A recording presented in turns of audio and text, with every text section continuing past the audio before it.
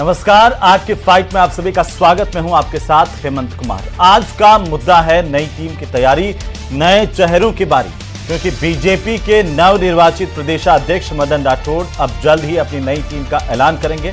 माना यह जा रहा है कि अप्रैल के महीने में बीजेपी की प्रदेश कार्यकारिणी की घोषणा हो सकती है। 7 महीने पहले मदन राठौड़ पहली बार पार्टी के अध्यक्ष बने थे, लेकिन वे पुरानी टीम के साथ ही काम कर रहे थे। अब उनका नए सिरे से पार्टी अध्यक्ष के पद पर निर्वाचन हुआ है। अब वे अपनी टीम तैयार करेंगे। माना यह जा रहा है कि प्रदेशाध्यक्ष की नई टीम में अधिकतर नए चेहरों को मौका मिलेगा। मौजूदा प्रदेश कार्यकारिणी में से 50% से ज्यादा नेता बाहर होंगे। मदन राठौड़ का कार्यकाल करीब 3 साल का है और ऐसे में उनकी नई टीम भविष्य के हिसाब से तैयार होगी, जिससे आने वाले वक्त में पार्टी प्रदेश में और ज्यादा मजबूत हो पाए। इसी को लेकर आज करेंगे प्रदेश की सबसे बड़ी चर्चा।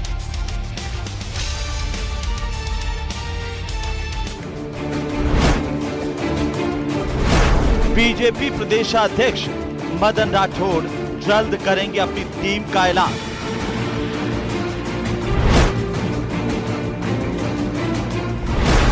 मदन राठौड़ की नई टीम भविष्य के हिसाब से होगी तैयार।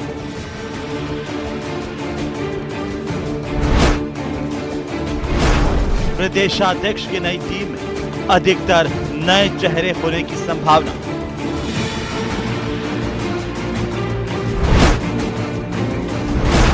क्षेत्रीय और जातिगत संतुलन के हिसाब से होगी बीजेपी की नई टीम।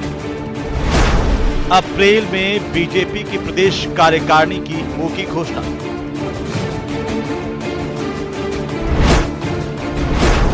कार्यकारिणी में से 50% से ज्यादा नेता होंगे बाहर।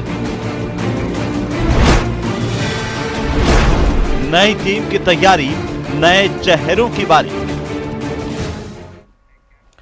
तो आखिरकार भारतीय जनता पार्टी में नई टीम की तैयारी है, नए चेहरों की बारी है। उधर कांग्रेस के खेमे में भी लगातार सर्जरी की बात हो रही है, लेकिन आज हम बात करेंगे कि आखिरकार भारतीय जनता पार्टी की तैयारी कैसी है। नई टीम में कौन इन हो सकता है, कौन आउट हो सकता है, क्या क्राइटेरिया होने वाला है और कैसे संगठन मजबूत होगा मदन राठौड़ के नेतृत्व में राजस्थान में। इसी को लेकर के हमारे साथ खास मेहमान जुड़ चुके हैं। सबसे पहले मैं परिचय करवा दूं, सुरेश गर्ग हमारे साथ हैं, भारतीय जनता पार्टी के प्रवक्ता। राजेंद्र आर्य हमारे साथ हैं, कांग्रेस पार्टी के प्रवक्ता। और साथ ही एसपी मित्तल हमारे साथ हैं, वरिष्ठ पत्रकार के तौर पर। आप सभी का बहुत स्वागत है। मित्तल साहब, पहले आपकी टिप्पणी से शुरुआत करेंगे, क्योंकि देखिए दोनों तरफ से, एक तरफ कांग्रेस है जहां पर सर्जरी की बात हो रही है संगठन की मजबूती को लेकर के, और दूसरी तरफ बीजेपी जहां पर अब लगातार ये कवायद है कि नई टीम का ऐलान कब होगा। नई टीम बनाने में मदन राठौड़ के सामने चुनौतियां क्या हैं, और जिस तरह से कहा जा रहा है कि 50% ऐसे नेता हैं जो बाहर होंगे, उनको लेकर के आपका क्या राय है? जहां तक क्या नाम से लोकतंत्र में विपक्ष के मजबूत का सवाल है, तो मैं चाहता हूं कि कांग्रेस का जो सर्जरी है वो जल्द से जल्द हो जाए और राजस्थान के अंदर भी हमको क्या नाम से एक मजबूत विपक्ष देखने को मिले। इसमें कोई दो राय नहीं, होना भी चाहिए। अब जहां तक आपने प्रदेश अध्यक्ष मदन राठौड़ की बात की, तो मैं यहाँ 2-3 बात बहुत महत्वपूर्ण रूप से कहना चाहता हूँ। देखिए, मदन राठौड़ का अभी इस भारतीय जनता पार्टी की सरकार का करीब 1.25 साल गुजर गया है। अब जब मदन राठौड़ के 3 वर्ष पूरे होंगे, तो आप ये मान के चलिए जो विधानसभा चुनाव होगा उसमें से 8-10 महीने मुश्किल से शेष रह जाएंगे। तो मदन राठौड़ अभी जो अपनी टीम बनाएंगे वो ऐसी टीम बनाएंगे जो इस सरकार को रिपीट करे। जिस तरीके से बार बार ये कहा जा रहा है कि इस बार क्या नाम से राजस्थान में भारतीय जनता पार्टी की सरकार रिपीट होगी, क्योंकि पिछले 25-30 वर्षों से हम देख रहे हैं कि 5-5 साल की सरकारें होती है, लेकिन इस बार ये दावा किया जा रहा है कि सरकार रिपीट होगी। तो जो मदन राठौड़ की जो टीम होगी वो इस बात को सुनिश्चित करेगी कि सरकार कैसे वापस राजस्थान में रिपीट हो जाए। अब आपने कहा कि 50% से ज्यादा बदले जाएंगे, तो मैं कुछ यहाँ पे क्या नाम से हिम्मत या उदाहरण देना चाहता हूँ। देखिए, एक सीआर चौधरी है जो अभी क्या नाम से वर्तमान कार्यकारिणी में उपाध्यक्ष है, लेकिन वो किसान आयोग के अध्यक्ष बन गए और वो मंत्री पद के क्या नाम से उनको राज्य मंत्री का दर्जा मिला हुआ है। ऐसे ही ओम प्रकाश भड़ाना है जो अभी महामंत्री हैं, जो क्या नाम से देवनारायण बोर्ड के अध्यक्ष बन गए। तो मेरा ये मानना है, तो इनके साथ साथ दामोदर अग्रवाल भी है, चुन्नीलाल गरासिया भी है, और भी कई चेहरे हैं जिनको लेकर लगातार हम आगे बात करेंगे। लेकिन चूंकि बीजेपी के प्रवक्ता हमारे साथ जुड़े हुए हैं, तो सीधा उन्हीं से हम ये देख लेते हैं, सुरेश गर्ग साहब, कि अब नई टीम की बारी है, लेकिन चुनौतियां भी भारी हैं।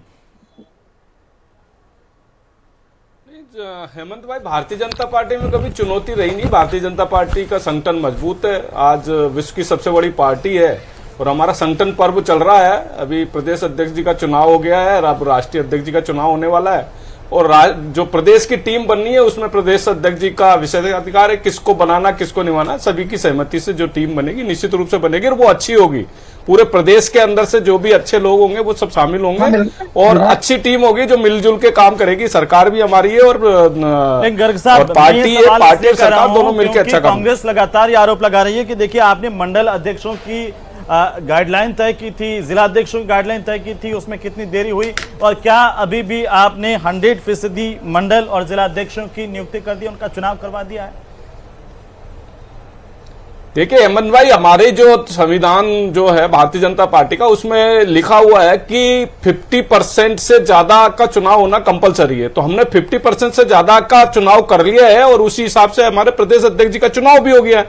तो जो हमारे संविधान में लिखा उसके अनुसार हमारा काम हो रहा है और मेरे ख्याल से 70-80% मंडल अध्यक्षों की घोषणा हो चुकी है। तो इसलिए आप भारतीय जनता पार्टी के बारे में चिंता करने की कहीं जरूरत नहीं है। भारतीय जनता पार्टी का जो कार्यकर्ता है वो मजबूत कार्यकर्ता है और जिस कार्यकर्ता को जो भी जिम्मेदारी दी जाती है वो बड़े बखूबी से निभाता है और बहुत अच्छी तरीके से निभाता है। आपने देखा होगा उपचुनाव के अंदर भी देखा होगा, मुख्य चुनाव के अंदर, विधानसभा चुनाव में देखोगे जिस व्यक्ति को जो जिम्मेदारी दी है उपचुनाव के अंदर, जिसको जिम्मेदारी दी है वो अपने क्षेत्र में गया और 7 में से 5 सीटें जिता के लेके आया। तो हमारे कार्यकर्ता मजबूत कार्यकर्ता है, उनको जो जिम्मेदारी दी जाएगी वो भरपूर अच्छी तरीके से निभा के। लगातार कई दिनों से कांग्रेस ने भी आरोप लगाए कि आखिरकार देखिए बीजेपी के संगठन में खींचतान तो चल रही कहीं ना कहीं, चाहे डॉक्टर किरोड़ीलाल मीणा को लेकर के कह लीजिए, देखिए आपके विधायक का लेटर अभी 2-3 दिन में वायरल हो रहा है कि उनके मन मुताबिक काम नहीं हो रहे हैं, सरकार में कोई और ही वहां पर नियुक्तियां कर रहा है। तो ये आरोप लगातार विपक्ष को भी मौका मिल रहा है ना गर्ग साहब? देखिए हेमंत भाई, देखिए भारतीय जनता पार्टी में इस तरह के विवाद नहीं है, लेकिन कांग्रेस में विवाद जरूर है। कांग्रेस के अंदर देखा होगा कि नेता प्रतिपक्ष ने विधानसभा में माफी मांग ली, इसके बाद में इनके जो प्रदेश अध्यक्ष है वो गायब हो गए विधानसभा से। अब आप देखिए ना कांग्रेस की क्या स्थिति है। जिस दिन से नेता प्रतिपक्ष ने विधानसभा में माफी मांगी, माफी मांगने के बाद में आप बता दीजिए प्रदेश अध्यक्ष डोटासरा जी क्यों नहीं विधानसभा आ रहे हैं। तो इससे समझ में आ रहा है ना कि इनकी कितनी टीमें काम कर रही है, 4-4, 5-5 ग्रुप बने हुए हैं और उसमें वर्चस्व की लड़ाई चल रही है। अब आपके इनके अभी मीटिंग चल रही है और इनके प्रदेश प्रभारी जी आए हुए हैं रंधावा जी, और वो मीटिंग ले रहे हैं, मीटिंग में इनके बड़े नेता गायब हैं। तो इससे पता लगता है कि कांग्रेस के अंदरूनी खींचतान कितनी है। जिस तरीके से अभी गुजरात के अंदर गए, गुजरात के अंदर भी राहुल गांधी जी ने जिस तरह के स्टेटमेंट दिया कि हमारे तो लोग ही भारतीय जनता पार्टी से मिले हुए हैं। तो अब इनकी स्थिति पूरे हिंदुस्तान के ये हो चुकी है कि पार्टी में कोई रहना को पसंद नहीं करता। ये आज कांग्रेस की स्थिति है। तो कांग्रेस को इन चीजों का मंथन करने की आवश्यकता है कि भाई आपके कार्यकर्ता आपके साथ नहीं है, आपके बड़े नेता आपके साथ नहीं है, तो भारतीय जनता पार्टी के बारे में चर्चा करने का तो इनका कोई मतलब ही नहीं है, औचित्य नहीं है। जब इनके यहाँ पे खींचतान की देखिए, आपने पहले देखा होगा 5 साल तक प्रदेश अध्यक्ष और मुख्यमंत्री में किस तरह की खींचातानी चलती थी, नकारा निकम्मा किस तरह के शब्दों का प्रयोग किया जाता था कांग्रेस के अंदर। ये एक कांग्रेस की परिपाटी बनी हुई है। इसके बाद में आज नेता प्रतिपक्ष और कांग्रेस के प्रदेश अध्यक्ष में खींचतान चालू हो गई है। तो ये सब चीजें कांग्रेस के अंदर भारतीय जनता पार्टी। ठीक है सर, मैं आ रहा हूं वापस। राजेंद्र आर्य साहब, अब बीजेपी तो यही कह रही है कि हमारे यहाँ तो कोई खींचतान नहीं है, लेकिन कांग्रेस में बार बार सर्जरी की बात हो रही है, तो उनके वहां पर दिक्कत है, हमारी तो कार्यकारिणी मजबूती के साथ बनकर के आ जाएगी। देखिए हेमंत जी, जहां तक भारतीय जनता पार्टी की बात है तो ये भारतीय जनता पार्टी में कहीं पे भी आंतरिक लोकतंत्र नहीं है। चाहे इनके राष्ट्रीय अध्यक्ष का चुनाव हो, चाहे इनके प्रदेश अध्यक्ष का चुनाव हो, चाहे इनके जिला अध्यक्षों के चुनाव हो और चाहे इनके मंडल अध्यक्ष चुनाव, कहीं पे भी इन्होंने पारदर्शिता या लोकतांत्रिक प्रक्रिया से ये चुनाव करते हो तो आप बता दीजिए। 7 महीने से मदन जी राठौड़ यहाँ के प्रदेश अध्यक्ष बने हुए, लेकिन मदन जी राठौड़ ने क्या क्या किया है, मतलब वो कहीं पे भी नजर नहीं आते हैं। दूसरा, कभी वो स्टेटमेंट दे भी देते हैं तो उस स्टेटमेंट पे उनको वापस लेना पड़ जाता है। अब मैं आपको बताना चाहता हूं, वसुंधरा जी जो इनकी सबसे बड़ी नेता है, राष्ट्रीय उपाध्यक्ष भी हैं, लेकिन कहीं पे भी सरकार के कई कार्यक्रमों में नहीं आती। किरोड़ीलाल जी मीणा लगातार इस सरकार को घेरने का काम कर रहे हैं, जो कि वरिष्ठ मंत्री हैं, कैबिनेट के मंत्री हैं। आज ये एक तरह से क्षेत्रीय संतुलन और जातीय संतुलन की बात करता हूं। मैं कहता हूं कि चाहे पूर्वी राजस्थान हो, चाहे पश्चिमी राजस्थान हो, चाहे शेखावटी की बात हो, चाहे हाड़ौती की बात हो, चाहे आपके मतलब बागड़ की बात हो चाहे मेवाड़ की बात हो, कहीं पे भी इन्होंने क्षेत्रीय और जातीय संतुलन नहीं साधा। तमाम जातियां इनसे बुरी तरीके से नाराज है। आज किरोड़ी लाल जी मीणा आरोप लगा रहे कि मैं मतलब फोन टेप की स्पीड से ज्यादा तेज दौड़ता हूं, मेरा कितना भी फोन टेप करवा लीजिए। एक तरफ वो कहते हैं कि मेरे लिए कोई लक्ष्मण रेखा नहीं है, फिर वो कहते हैं कि मेरे ही विभाग की 6 करोड़ की जमीन हॉर्टिकल्चर की जो जमीन थी वो 60 करोड़ की जमीन थी जो 6 करोड़ में बेच दी गई। आप बताइए, सरकार के ऊपर लगातार आरोप लगा रहे हैं। एक दिन कहते हैं कि साहब 7 करोड़ प्रतिदिन का अवैध बजरी का खनन आपके बनास से हो रहा है, बिसलपुर एरिया से हो रहा है। तो आज आप बताइए, सरकार के मंत्री, वरिष्ठ नेता, मतलब 45 साल से जिनका राजनीति का अनुभव है, संघ परिवार से जुड़े हुए, आरएसएस से जुड़े हुए, भाजपा से जुड़े हुए, वो आदमी अगर आरोप लगा रहे हैं तो आप सोचिए ना प्रदेश अध्यक्ष की भूमिका क्या है। क्या आके उन्होंने खंडन किया? दिल्ली से पर्ची आएगी तब वो उनको नोटिस देते हैं, लेकिन नोटिस देने के बाद हुआ क्या? सुनिए, हमारे यहाँ पर महिलाओं की संख्या सुनिए ना, ज्यादा नहीं दिखती। सुनिए, बीजेपी में संगठनात्मक तौर पर महिला मोर्चा ज्यादा मजबूत है। ये तो हम थोड़ी कह रहे हैं या ये थोड़ी कह रहे हैं, तो मेरी बात सुनिए। अरे महिला मोर्चा, मैं आपको क्या कह रहा हूं, आज कल ही की बात है, रेवंत राम डांगा इनके खिंवसर से अभी उपचुनाव जीत के आए हैं, वो अपनी सरकार के ऊपर आरोप लगा रहे हैं कि मेरे कहने से किसी अधिकारी की नियुक्ति नहीं होती, मेरे कहने से कोई कर्मचारी की नियुक्ति नहीं होती। आप मुझे एक बात बताइए, अभी हमने इनके जिला अध्यक्षों की नियुक्ति देखी, क्या खींचातान थी, सबको पता है, आप भी अच्छी तरह से जानते हो। प्रदेश अध्यक्ष बनने के लिए पर्ची आ गई तो प्रदेश अध्यक्ष बन गए, मुख्यमंत्री बनने के लिए दिल्ली से पर्ची आ गई तो मुख्यमंत्री बन गए। आज राजस्थान पूरी तरीके से हाशिए पे खड़ा हुआ है। वो किरोड़ी लाल मीणा जी मेवात में जाके कह रहे हैं कि अपराधियों से सांठ गांठ है, गोरख धंधे, दलाली चल रही है, लोगों को जबरदस्ती फंसाया जाता है, पैसे लेके उनको छोड़ा जाता है। तो आज एक बात बताइए, सरकार के मंत्री सरकार पे आरोप लगा रहे हैं, संगठन कहां है? अगर संगठन की अगर बड़ी भूमिका है तो संगठन आके जवाब दे। मैं तो कहता हूं आज आप प्रदेश अध्यक्ष जी से पूछते, डॉक्टर किरोड़ी लाल मीणा ने जो आरोप लगाए प्रदेश अध्यक्ष उसमें जवाब दे। अगर वो मजबूत प्रदेश अध्यक्ष हैं तो उनको डॉक्टर किरोड़ी लाल मीणा के और रेवंत राम डांगा के आरोपों पे जवाब देना चाहिए। अगर ये अपने आप को संगठित और अनुशासित पार्टी कहते हैं तो उन दोनों नेताओं पे कार्रवाई हो। अदर संगठन में तालमेल नहीं है तो ऐसे में सवाल तो यही है ना कि फिर जो नई टीम बनेगी तो उसके सामने भी चुनौतियां काफी, कैसे बनेंगे? आप ही अभी स्वीकार करें कि 70 से 80% तक हमारे मंडल अध्यक्ष बने हैं, जिला अध्यक्ष में भी अभी कहीं कहीं बाकी होंगे।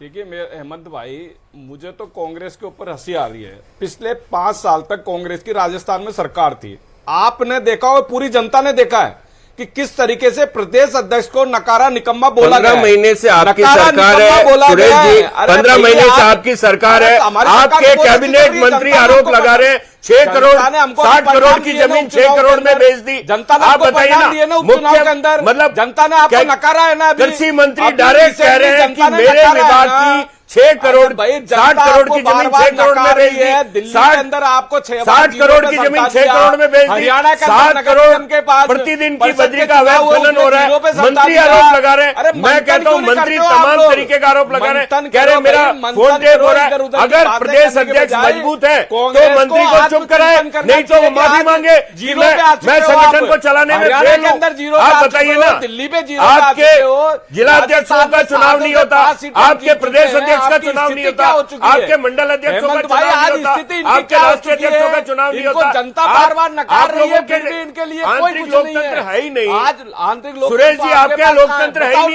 ना आंतरिक लोकतंत्र है। संगठन में पर्ची आएगी, आज मोदी जी और अमित शाह जिसको चाहेंगे वो बन जाएगा। नेता पूर्व मुख्यमंत्री कहाँ चले गए? क्यों नहीं मीटिंग में थे? जवाब दो। जल जीवन मिशन के अंदर मुझे बता दीजिए 150 करोड़ का घोटाला। ठीक, मैं आता हूँ, वापस आता हूँ आपके पास, वापस आता हूँ। हमारे साथ राजीव जैन साहब भी जुड़ चुके हैं, राजनीतिक विश्लेषक के तौर पर। जैन साहब, आपका भी बहुत स्वागत है इस चर्चा में, क्योंकि आज हम जब आप संगठन की बात कर रहे हैं, देखिए आरोप प्रत्यारोप दोनों तरफ से एक दूसरे पर है, लेकिन अगर भारतीय जनता पार्टी की नई टीम का ऐलान होने वाला है, अगर हम आपसे समझें कि इस वक्त मदन राठौड़ के सामने इस नई टीम को लेकर चुनौतियां क्या होंगी? क्या सत्ता संगठन में तालमेल एक बड़ी चुनौती होगी, या जिस तरीके से हमने देखा कि मंडल अध्यक्षों के निर्वाचन में, जिला अध्यक्षों के निर्वाचन में, तो वैसे एक नई टीम के गठन के दौरान भी एक चुनौती है? हाँ, देखिए बहुत चुनौतियां हैं मदन राठौड़ जी के सामने, क्योंकि जो उनको नई टीम बनानी है। अब जो पुरानी टीम है उनमें से, जहां तक मेरी जानकारी के ज्यादातर सदस्य जो पुरानी टीम के पदाधिकारी हैं वो कहीं ना कहीं सरकार में पद लेना चाहते हैं, बोर्ड निगम आयोगों में जाना चाहते हैं, वो संगठन में काम नहीं करना चाहते।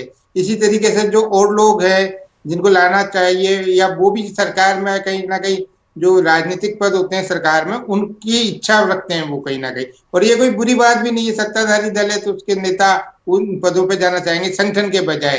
अब संगठन में किस तरीके के लोगों को वो लाना चाहते हैं, अनुभवी लोगों को भी लाना है और कुछ नए लोगों को भी जोड़ना है, तो वो काफी उनको मेहनत और मशक्कत तो करनी पड़ रही है। लेकिन इसमें सारी भूमिका जो भाजपा का मात्र संगठन है जिसको आरएसएस कहा जाता है, उसकी राय सबसे महत्वपूर्ण होगी। उसके सुझाए हुए जो नाम है वो मदन राठौड़ जी की टीम में करीब करीब शामिल होंगे।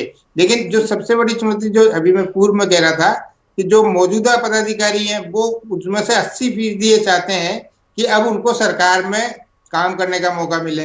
लेकिन दूसरी तरफ सरकार में कुछ मंत्री हैं, कुछ विधायक हैं, तो उस तरीके के लोगों को भी शायद संगठन में लेना पड़ सकता है, तो मंत्रिमंडल का भी फेरबदल का कहीं ना कहीं गुंजाइश बनती है। तो ये दोनों चीजें एक साथ पार्टी देख रही होगी कहीं ना कहीं। लेकिन इसमें निश्चित तौर पे ये कहा जा सकता है कि आरएसएस की भूमिका सबसे महत्वपूर्ण होगी। अभी पार्टी में एक बड़ा महत्वपूर्ण पद होता है संगठन महामंत्री का पद, वो काफी लंबे अरसे से खाली है।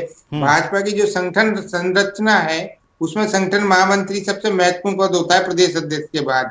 अब वो तो संघ से आता है, प्रतिनियुक्ति पर आता है। अब संघ की जो बैठक बेंगलोर में होने वाली है उसके बाद ये एक संभावना बनती है कि संगठन महामंत्री इनके यहाँ आ जाए, क्योंकि जो पार्टी में पिछले दिनों जो खींचतान चली थी जिस ढंग की, उससे शायद संघ से जुड़े लोग भी कहीं ना कहीं मतलब नाखुश से थे।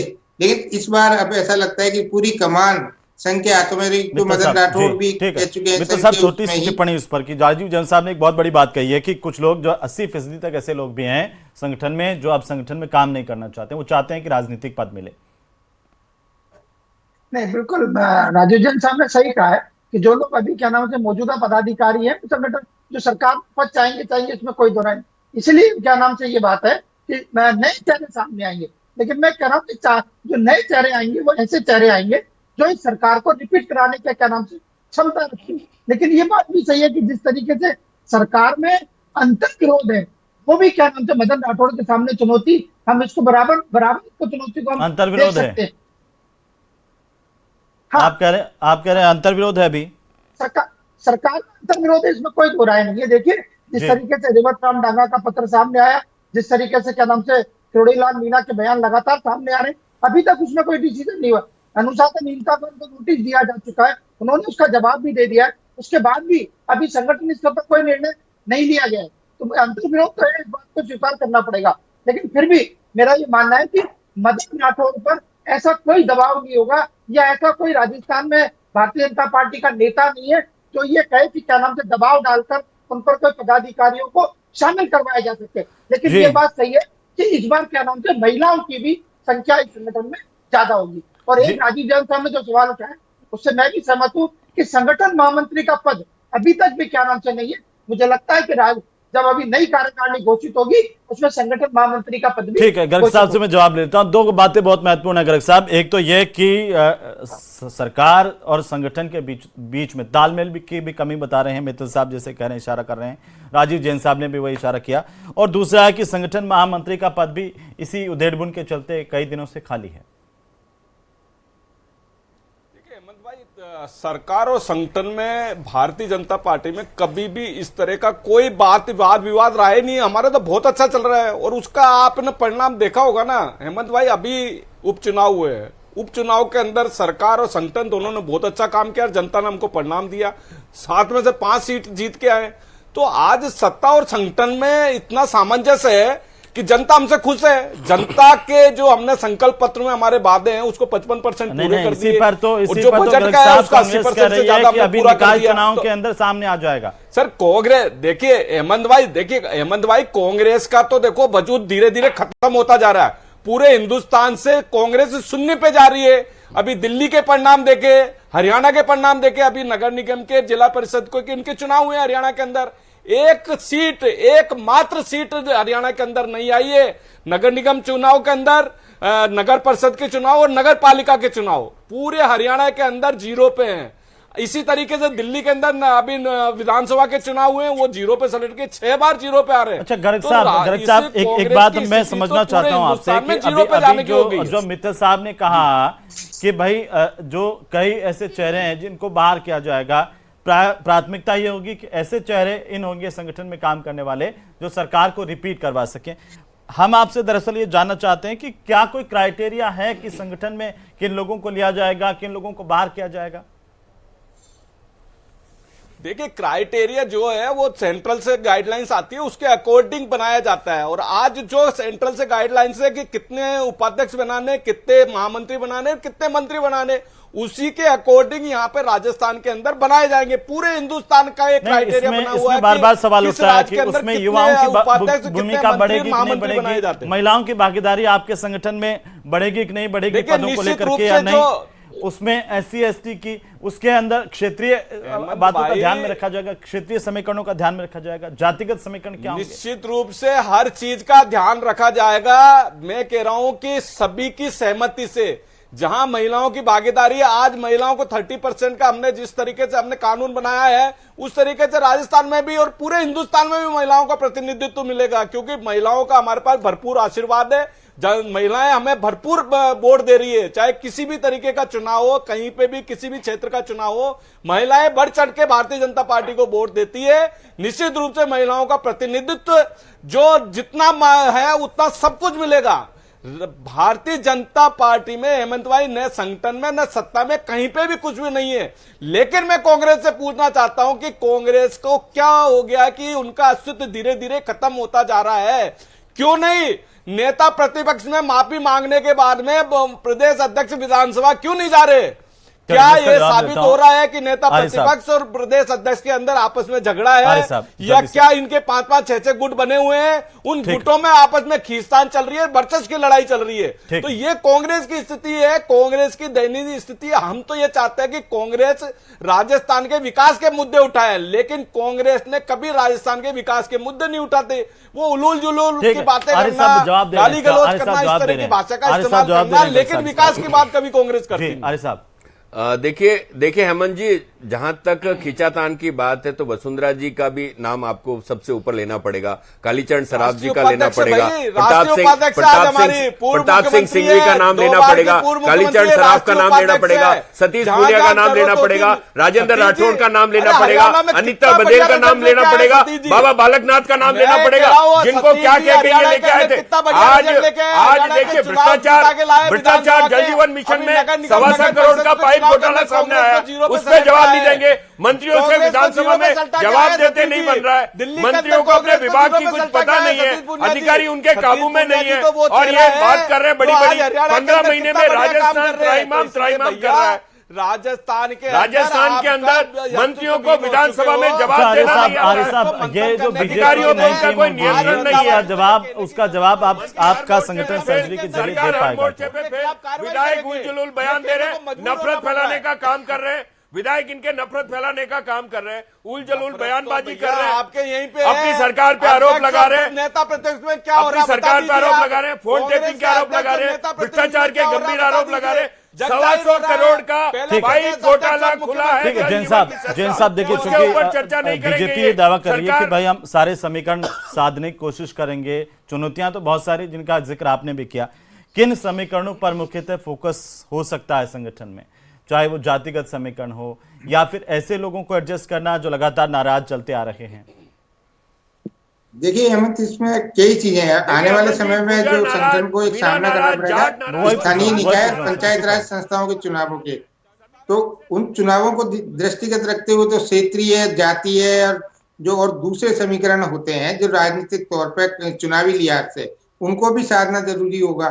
तो ये मदन राठौड़ के सामने बहुत बड़ी चुनौती है कि आने वाले पंचायत राज संस्थाओं के, स्थानीय निकायों के चुनावों का सामना पार्टी कैसे करती, क्योंकि अभी से जैसे रेवत राव डांगा ने अपने पत्र में जिक्र कर दिया कि पंचायत चुनावों में नुकसान हो सकता है यदि उनकी नहीं सुनी गई तो इसी तरीके की चीजें सामने मुताबिक नहीं लग पा रहे हैं। यह सवाल तो है। मित्तल साहब, क्या आपको लगता है कि महिलाओं, युवाओं को लेकर के क्षेत्रीय समीकरणों को, जातिगत समीकरणों को साधते हुए बीजेपी की एक ऐसी टीम मदन राठौड़ के नेतृत्व में बनेगी जो सरकार रिपीट करवाने के लिए जिसका जिक्र आपने किया, उस पर काम करेगी?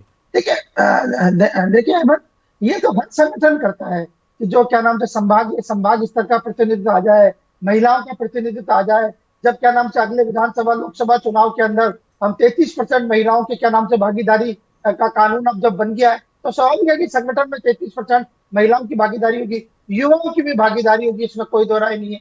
लेकिन मैं एक बार वो कह रहा हूँ कि मदन राठौड़ पर ऐसा कोई दबाव नहीं होगा जो कोई ये नेता कहे कि मैं अपने आदमियों को नई कार्यकारिणी में टीम में शामिल करवा सकता हूँ। मदन राठौड़ स्वतंत्र है, अपने स्तर पर निर्णय ले। जी, लेकिन एक छोटी सी जवाब मैं चाहता हूं, सिर्फ उसके बाद खत्म करेंगे। गर्ग साहब की जो मंडलों वाली खींचतान, जो जिलाध्यक्षों वाली खींचतान है, उसका असर तो नहीं पड़ेगा? नहीं, हमारे यहाँ पे कोई मंडलों में कोई खींचतान नहीं है, न जिलाध्यक्षों में खींचतान है। बिल्कुल यूनानिमस। और सब देखिए, हर जिले के अंदर सबका नामांकन हुआ, निर्वाचित हुआ है। कोई ऐसा जिला नहीं है, कोई मंडल ऐसा नहीं है जहां पे नामांकन नहीं हुआ, नामांकन के बाद में निर्वाचन हुआ है। तो इसलिए भारतीय जनता पार्टी में कहीं पे भी किसी तरीके की कोई प्रॉब्लम नहीं है। सत्ता और संगठन में बहुत अच्छा सामंजस्य है और राजस्थान के अंदर सुशासन दे रहे हैं हमने। चलिए, बहुत शुक्रिया आप सभी मेहमानों का इस चर्चा में शामिल होने के लिए। चूंकि संगठन की नजरें हैं अब मदन राठौड़ पर कि अपनी टीम में वे किन किन को शामिल करते हैं, किन को बाहर करते हैं, और एक नई टीम उनके नेतृत्व में कैसे संगठन बीजेपी को मिल पाती है, इस पर सबकी नजरें हैं।